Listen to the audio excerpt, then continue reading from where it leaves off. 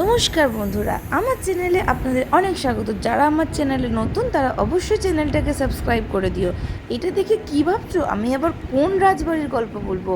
তো জানতে হলে পুরো ভিডিওটা স্কিপ না করে দেখতে থাকুন।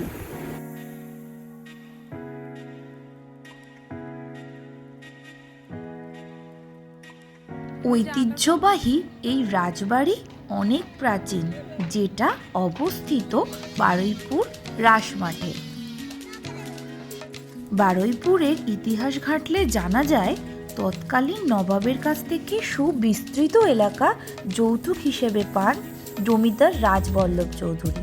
জমিদারি ছিল বারুইপুর থেকে সুন্দরবন পর্যন্ত। চৌধুরী পরিবার পরবর্তীকালে রায়চৌধুরী উপাধি পান।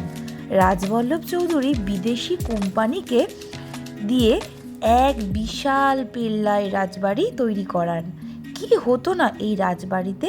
বাঙালির 12 মাসে 13 পার্বণ, তাই প্রত্যেকটি পালিত হয় রাজকীয়ভাবে। দুর্গাপুজো থেকে রথযাত্রা সবটাই হয়। রাজা রাজবল্লভ চৌধুরী রাজবাড়িতে দুর্গাপুজোর প্রচলন করেছিলেন। 300 বছরেরও প্রাচীন এই পুজো। এখনও একচালার প্রতিমা হয় এবং এখানে পুরনো প্রথা মেনে 3 জন পুরোহিত মিলে এই পুজো করেন। এই মন্দিরের পাশেই অবস্থিত শ্রীকৃষ্ণের মন্দির। এখানে নিত্য পুজো হয়। এই বাড়ির কোনায় কোনায় যেমন রয়েছে ইতিহাস, তেমনই রয়েছে গা ছমছমে পরিবেশ। গাছগাছালিতে ভরা রাজবাড়ি, সুন্দর ঠাকুর দালান। আপনারা যদি এই ভুতুড়ে পরিবেশ এক্সপ্লোর করতে চান তাহলে অবশ্যই এখানে চলে আসুন একদিনের ছুটি নিয়ে। এবার চলে আসলাম কালী মন্দিরের দিকে। এটা অনেক প্রাচীন। এখানকার মা আনন্দময়ী খুবই জাগ্রত। মূর্তি থেকে মন্দির প্রায় 450 বছরের পুরনো।